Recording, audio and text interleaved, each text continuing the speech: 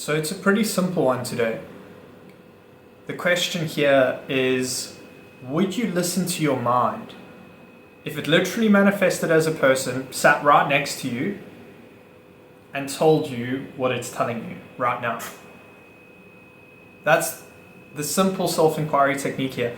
Because quite literally, if our mind, our brain, manifested as a person and they were telling you what they're saying on a daily basis, you would not believe it. You'd probably be quite offended by the brain, to be honest. I'm not recommending you to be offended by your mind's chatter, but the point I'm making is you would not give regard to the chatter of your mind and your brain if it were a literal person.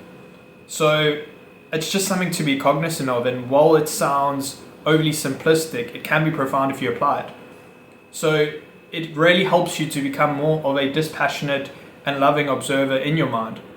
Because if your mind's trying to convince you of something, because that's basically the premise of how mind identification works. It tries to get you to believe and buy in to what is being said. And a lot of the times, the stuff it tries to promote and sell you is not necessarily stuff which always aligns with self-love, with compassion, with our highest seed of love and our highest good.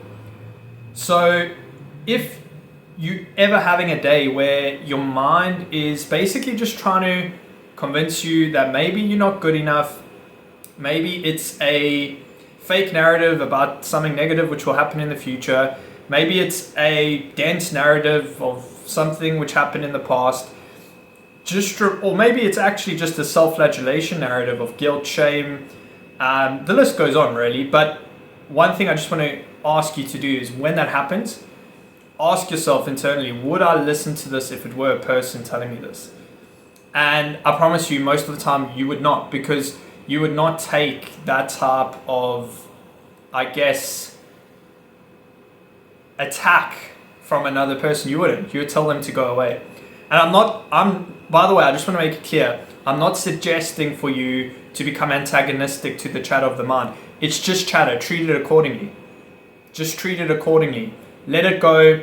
Send love towards it. Allow your love essence to alchemize it. Just let it go. Don't give it too much regard. Almost like those mosquitoes coming, going, coming, going. Clouds coming, going.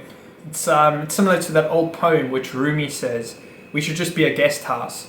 So whatever narratives the mind throws in, they'll come, serve them tea, allow them to be there.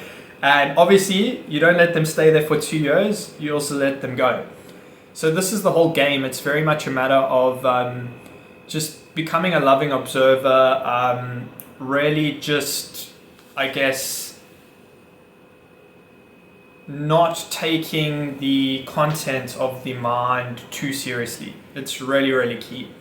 And I think if you can really just remind yourself of the fact that it is just chatter, it's just thoughts moving through your field of awareness, and you really just send love to everything. Send love to everything.